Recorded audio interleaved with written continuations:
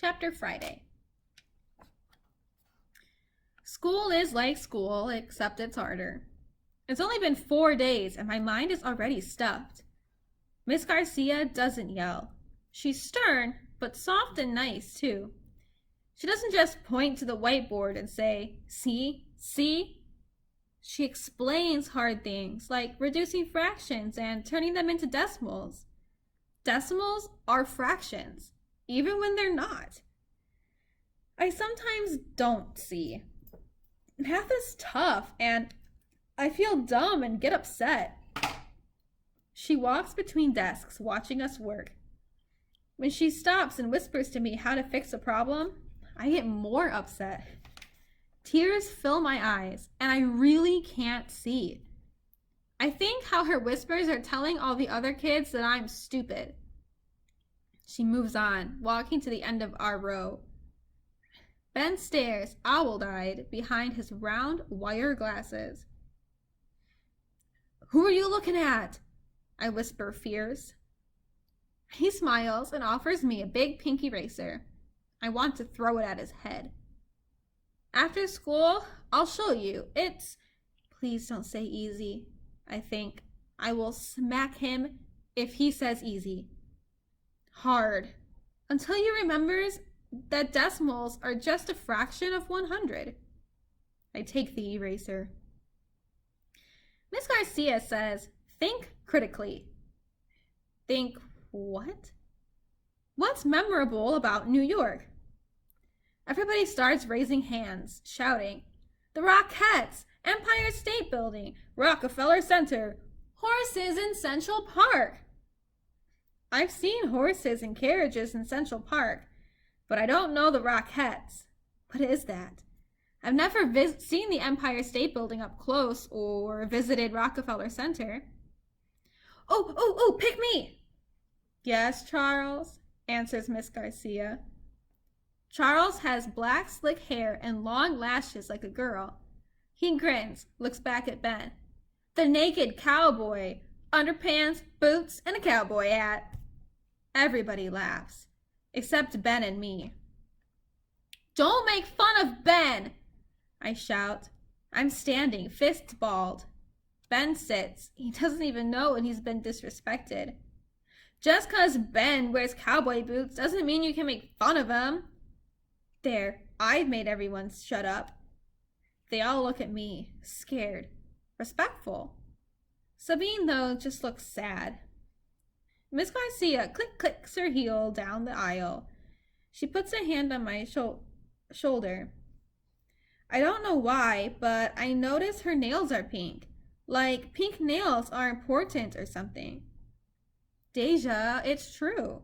There really is a naked cowboy in Times Square. Tourists take pictures with him." That's the stupidest thing I've ever heard. "It's true," repeats Ben. "When we moved here, my mother took me to Times Square." I'm really dumb. All I know is Brooklyn. Mainly the not-so-nice parts. I've never crossed the river except once, that long-ago day in Central Park. There's also Big Bird, Minnie Mouse, and SpongeBob. Really? Sabine nods. Miss Garcia nods. Everybody nods, even Ben, who's just moved to New York, while I've lived here most of my whole life. I look into Miss Garcia's mournful eyes. I can tell she doesn't want me to say I'm sorry, but I would if she asked me to. She squeezes my shoulder. "Class, I want to show you something."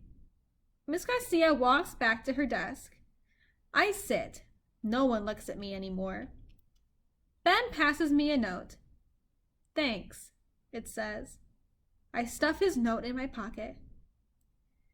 "Now, class, study this."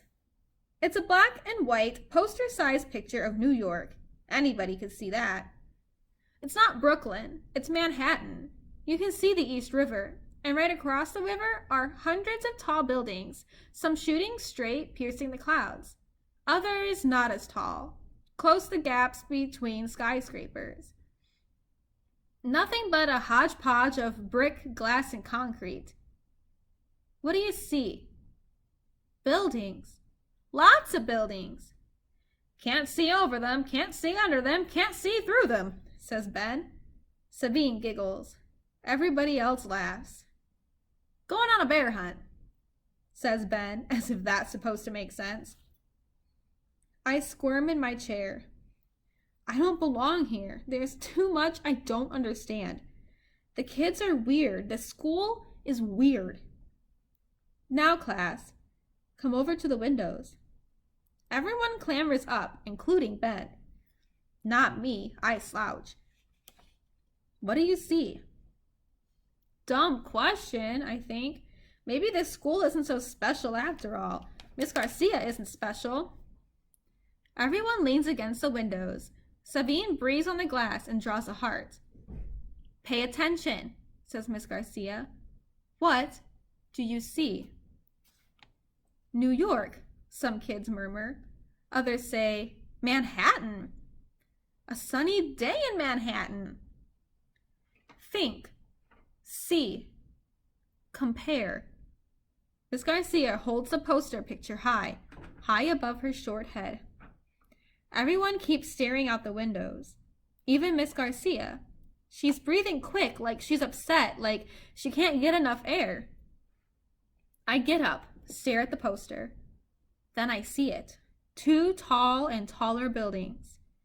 I stand, speechless, pointing at the wall of windows. It's Ben who hollers, "The 2 towers! The 2 towers are gone!" Now everyone sees.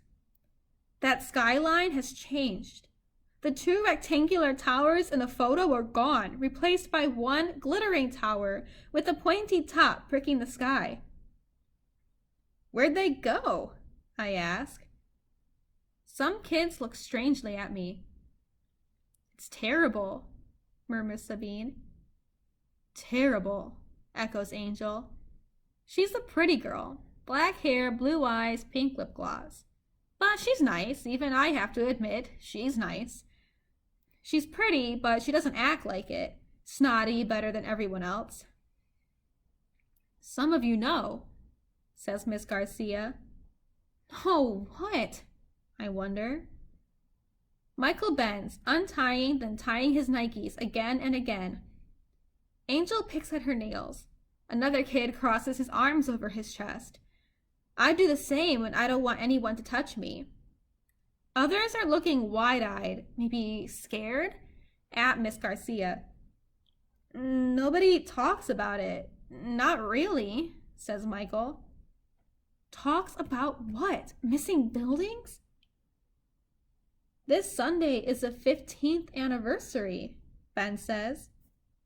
That's right, Ben. What anniversary? I ask. My cousin died, murmurs Angel. It was just a big accident, wasn't it? Mom says not to talk about it, sighs Elsie, twirling her hair around her finger. Voices pop about the room. Like an action movie. Boom! Miss Garcia shoots Gregory a look. Inappropriate, she says. People died? I asked, puzzling. Everyone's chattering. Everybody knows something different. I don't know anything. Come to attention, now. Everyone quiets. Miss Garcia has a stern face. We'll be studying what happened on September 11th, 2001, when the towers fell. Hands stuffed in his back pockets, trying to be cool, Trevor shouts, Who cares? 9/11 was before I was born. Ben scowls. Miss Garcia wrings her hands. There's a great deal to think about, to learn. I think Trevor's right. Before I was born is ancient history. It's enough figuring out now. Who cares is right. Muslims did it, says Pete, who's wearing a Yankees cap. That's not true, insists Sabine. I mean, it is, but it isn't true. Miss Garcia clutches Sabine's hand. For now, we'll start slow.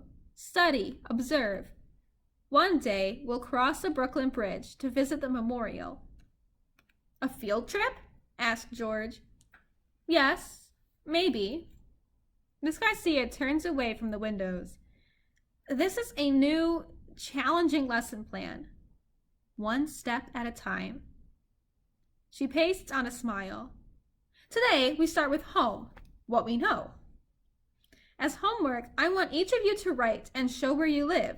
Your house or your apartment. You can draw a picture, build using sticks or clay. Mrs. Campbell, the art teacher, has supplies, and she's happy to work with you during art class and after school.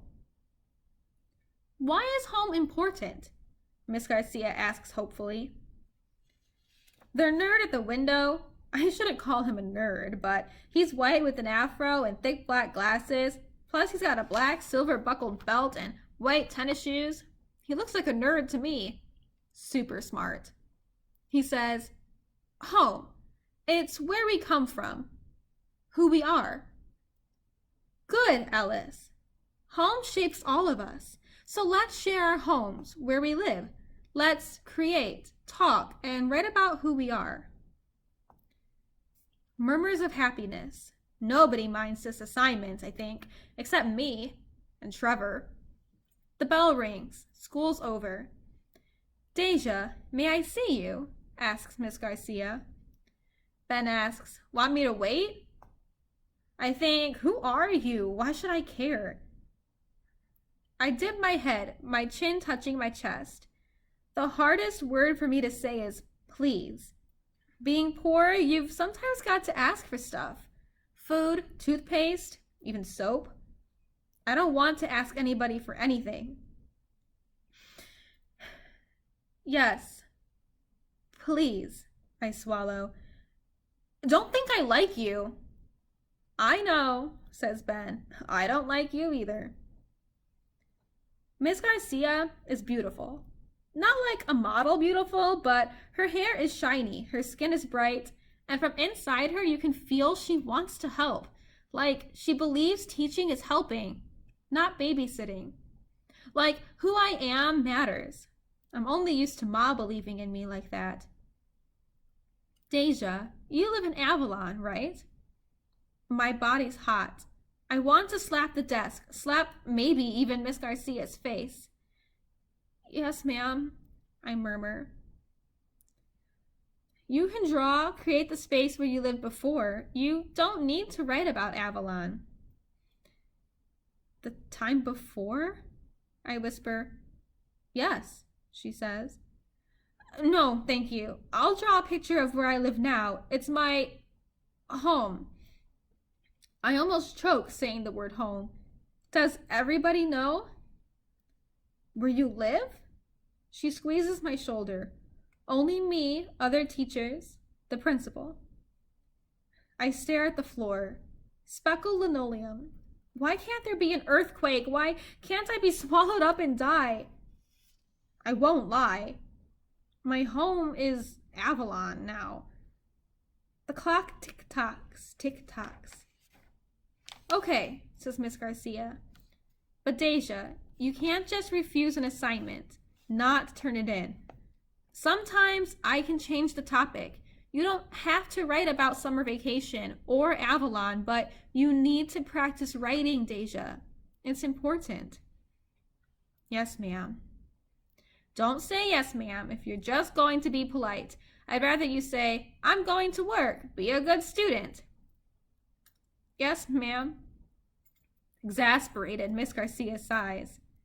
I clasp my fingers behind my back, squeeze them hard. You'll let me know how I can help? My mother talks about folks who are well-meaning. Sometimes well-meaning isn't enough, Deja, Ma says. Not writing about Avalon isn't going to help me.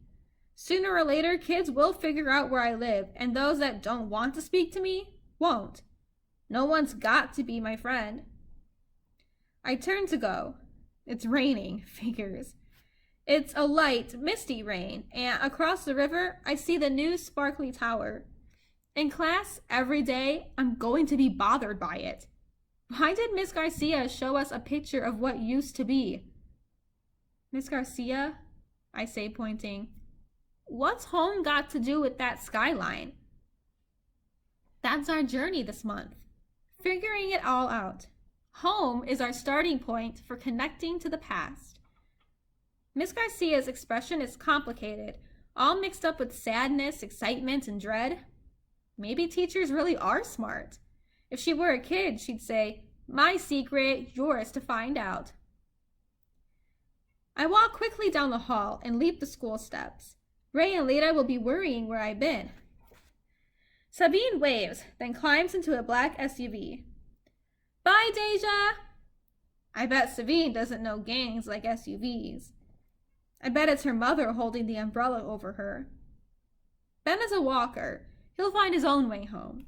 He doesn't call my name, just holds up his hand, and I like that. Like he was checking to see if I was all right. I grin.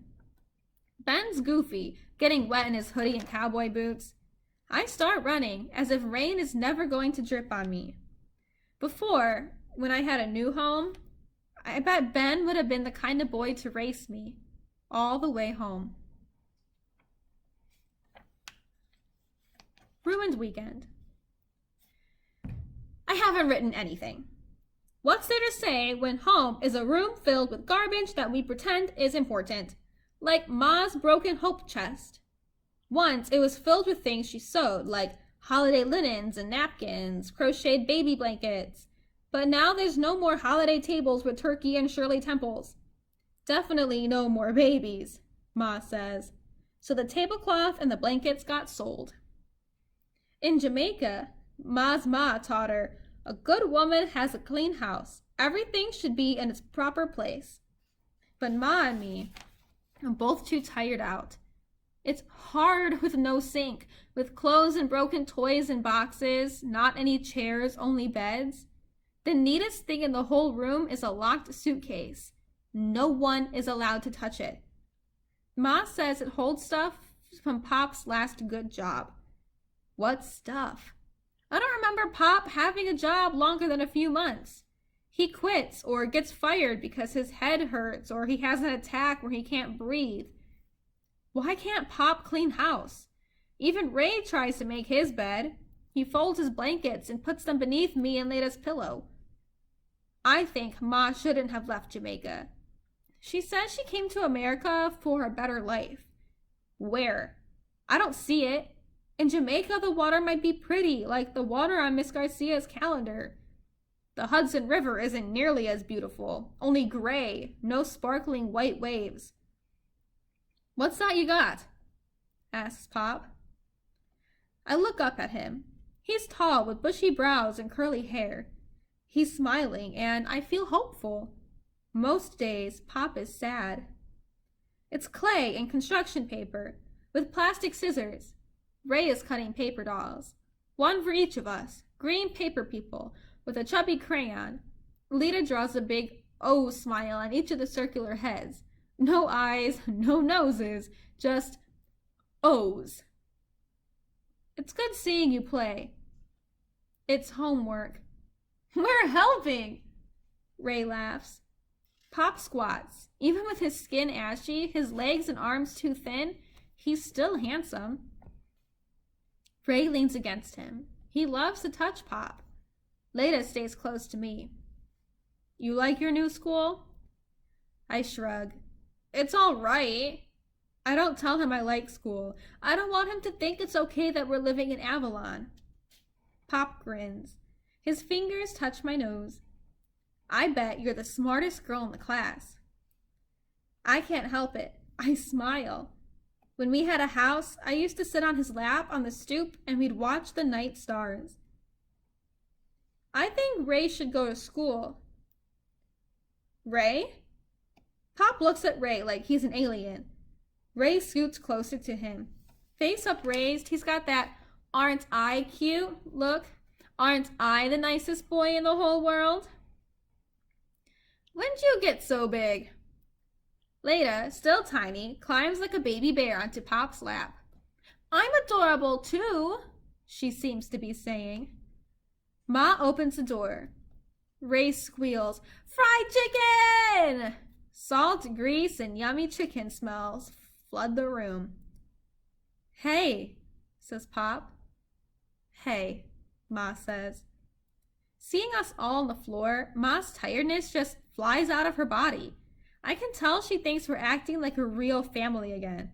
Pop is the before Pop, happy, playing with us. It's extra sweet Ma brought chicken so we don't have to eat in the gross cafeteria. "Pop's helping me with my homework," I say, knowing Ma won't be pleased to hear me say it. "What is it?" Ma asks, joining us cross-legged on the floor. "It's a house. Well, our home, our room. Miss Garcia wants us to show our homes." Ma's eyes flash. Pop hangs his head. "It's fine," I say. "I don't have to do it. She isn't making me. I want to show where we live. Folks will find out anyway." Pop's hand starts shaking. "It's okay. I don't mind. Besides, it's not just about home. It's about the missing towers." "What?" Pop's face crumbles. Looks like a scary Halloween mask. "It's some crazy project. We start with home, end up talking about the 2 towers in Manhattan, something about history." Ma slumps. Pop lifts Leda in her hands to Ma. Leda, feeling the dark clouds, cries. Ray grabs a red and white chicken bag. "Too young. You're too young," Pop says angrily. "James, let it go. Quiet." "She shouldn't know." He holds his head like it's about to explode. "It's okay, James. It's going to be okay." Ma looks at me, and I can tell she wants to cry, but Ma doesn't cry. She silently pleads. I know what she doesn't say. "I'll take Leda and Ray outside." "Come on, Leda." I lift her onto my hip. She's heavy. "Ray," Leda wails, I want." Her hand opens and closes. "Gimme, gimme, gimme." Ray hands her a chicken thigh. I open the door, but before I close it, I look back. Ma's rubbing Pop's head. "It's my fault. I don't know how it is or why it is, but it is. We were being a family and I ruined it." I slammed the door hard. Sunday, Pop never gets out of bed.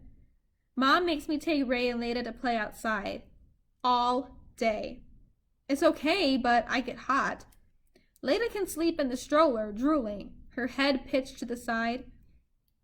Ray just gets crankier and crankier. I have a piece of blue chalk. I teach Ray tic-tac-toe and we play over and over until the chalk is a nub. Come nightfall, Leda's pull-ups underwear starts to glow. Cinderella shines, and her shining is supposed to remind Leda not to pee in bed. One day, Ray, we'll see a Disney movie. Yeah? When Pop's not so sad anymore? Ray looks up at me, believes I know all the answers. I tap him on his head. Yeah, when Pop stops being sad. All day Sunday, Pop wheezes in bed. Ma works an extra shift.